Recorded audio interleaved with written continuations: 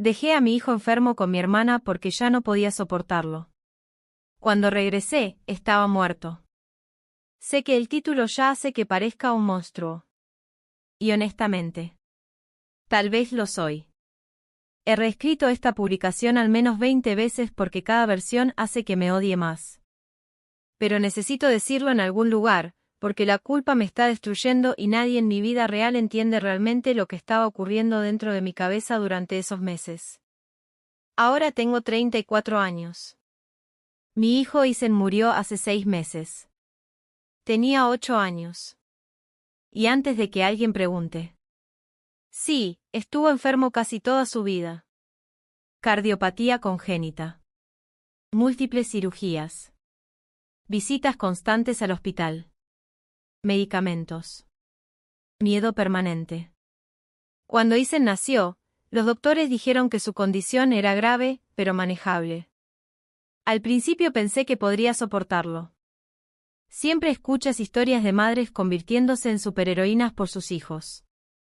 Creí que el amor automáticamente me transformaría en una de esas mujeres. Pero nadie habla honestamente de lo que ocurre cuando el miedo lentamente empieza a devorarte por dentro. Especialmente cuando estás sola. El padre de Isen nos abandonó cuando Isen tenía 3 años. Decía que el estrés lo estaba destruyendo mentalmente. En ese momento lo odié por dejarnos. Ahora lo entiendo más de lo que me gustaría admitir. Durante años mi vida entera giró alrededor de hospitales. Horarios de medicamentos. Llamadas al seguro. Emergencias médicas. Pánico cada vez que Isen tosía demasiado fuerte. Dejé de sentirme como una persona. Me convertí en una máquina funcionando permanentemente en modo supervivencia. Y Isen. Dios. Isen era el niño más dulce que uno pudiera imaginar. Y eso es lo que hace todo esto aún peor. Nunca se quejaba. Nunca hacía berrinches por los hospitales. Nunca se enojaba conmigo. A veces incluso era el quien me consolaba a mí. Imagínate que tu hijo enfermo de 8 años sea quien intenta tranquilizarte mientras tú sientes que te estás derrumbando mentalmente. Ese tipo de culpa te cambia para siempre. Hay un recuerdo que no puedo sacar de mi cabeza. Isen tenía 7 años y se estaba recuperando de otra cirugía. Me miró desde la cama del hospital y preguntó en voz baja. Mamá, ¿tú también tienes miedo todo el tiempo? Recuerdo forzar una sonrisa y responder. No, cariño, estoy bien. Pero la verdad es que estaba aterrorizada cada segundo del día. Aterrorizada de perderlo. Aterrorizada de verlo sufrir. Aterrorizada de despertar y recibir malas noticias. Con el tiempo ese miedo se convirtió en agotamiento. Luego en vacío. Y después en algo mucho más oscuro. Comencé a fantasear con escapar. No específicamente abandonar a Isen. Solo, desaparecer. Dormir una semana completa. Conducir hasta quedarme sin gasolina. Vivir aunque sea un solo día sin miedo. Y antes de que me juzguen demasiado rápido, entiendan esto. El agotamiento extremo de los cuidadores es real. Pero nadie lo nota cuando eres madre porque la sociedad espera que las madres sobrevivan silenciosamente a cosas imposibles. Alrededor del 8º cumpleaños de Isen, su condición empeoró. Las visitas al hospital se volvieron más frecuentes. Su energía disminuyó. Los doctores empezaron a hablar de otra cirugía. Y algo dentro de mí finalmente se rompió. Una noche, después de acostar a Isen, terminé sentada en el piso de mi cocina llorando tan fuerte que apenas podía respirar. Mi hermana Rebeca vino después de que la llamé en medio de un ataque de pánico. Y dije algo que todavía me da asco recordar. No puedo seguir haciendo esto. Rebeca me miró horrorizada. Pero también preocupada. Porque creo que entendió que no estaba exagerando. Realmente me estaba derrumbando mentalmente. Durante las semanas siguientes todo empeoró rápidamente. Dejé de dormir bien. Empecé a tener ataques de pánico mientras conducía. Incluso olvidé algunos horarios de medicamentos. Una tarde accidentalmente le di mal una dosis por el horario equivocado. Por suerte no pasó nada grave. Pero ese momento me aterrorizó. Porque de repente ya no estaba solo agotada. Me estaba convirtiendo en un peligro. Rebecca finalmente me sentó y dijo: necesitas ayuda antes de que ocurra algo terrible. Y honestamente, tenía razón. Pero en lugar de buscar ayuda real, huí. Esa es la parte que nadie me perdona. Incluyéndome a mí misma. Rebecca se ofreció a cuidar temporalmente de Isen mientras yo me recuperaba mentalmente. Al principio el plan era irme solo una semana. Luego 2. Recuerdo a Isen llorando mientras yo preparaba mi maleta. No dejaba de preguntarme: mamá, ¿cuándo vas a volver? Y yo le respondí: muy pronto. Dios. Esa mentira todavía me persigue. Terminé conduciendo hasta una pequeña cabaña cerca de un lago, a varios estados de distancia. Y durante los primeros días, sentí alivio. Alivio real. Sin máquinas sonando. Sin alarmas de medicamentos. Sin miedo constante.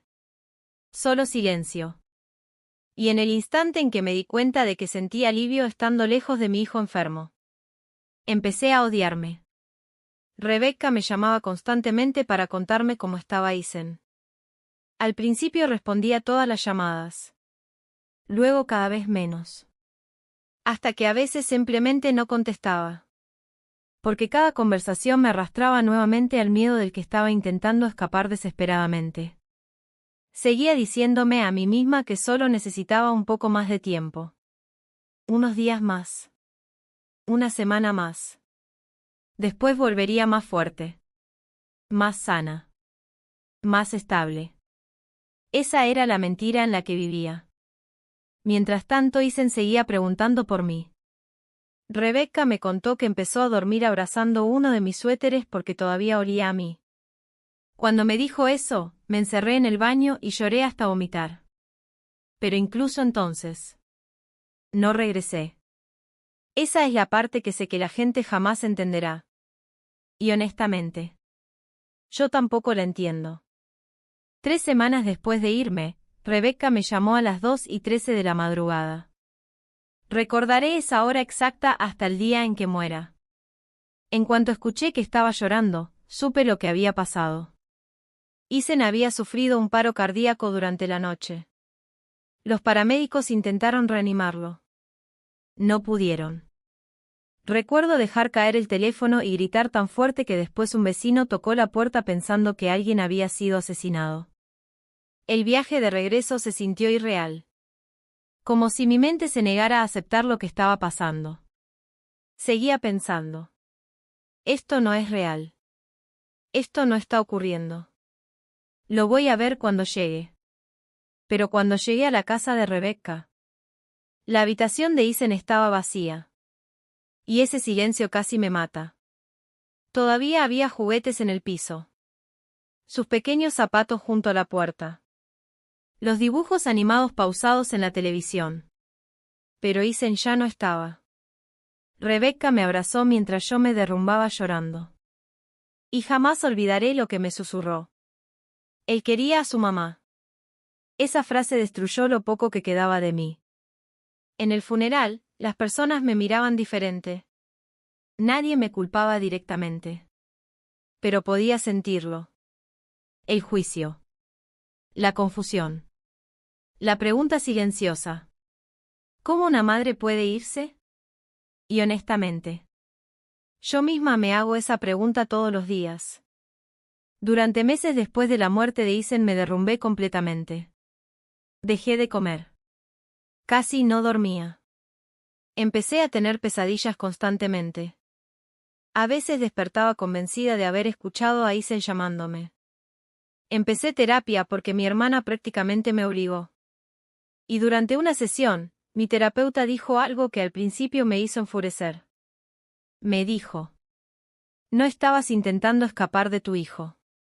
Estabas intentando escapar de un miedo insoportable. Odié escuchar eso. porque una parte de mí quería castigo, no comprensión. Pero con el tiempo empecé lentamente a enfrentar una verdad horrible. Pasé años ahogándome emocionalmente sin pedir ayuda real. Pensé que sobrevivir significaba soportarlo todo sola hasta romperme completamente. Y cuando finalmente me rompí, las consecuencias fueron irreversibles. Todavía visito la tumba de Isen todas las semanas. Le llevo esos stickers de dinosaurios que tanto le gustaban. A veces me quedo sentada durante horas hablándole como si pudiera escucharme. Diciéndole que lo siento. Diciéndole que lo amaba. Diciéndole que nunca quise irme para siempre. Y honestamente, tal vez escribir esto sea egoísta. Tal vez merezca cada comentario lleno de odio. Pero si existe una razón por la que estoy publicando esto, es porque necesito que la gente entienda algo importante. Los cuidadores también pueden quebrarse. Las madres también pueden quebrarse. Y cuando alguien colapsa mentalmente, el daño termina alcanzando a todos alrededor. Daría literalmente cualquier cosa por volver a ese momento cuando Isen me preguntó cuándo iba a regresar. Porque ahora entiendo algo demasiado tarde. Él no necesitaba una madre perfecta.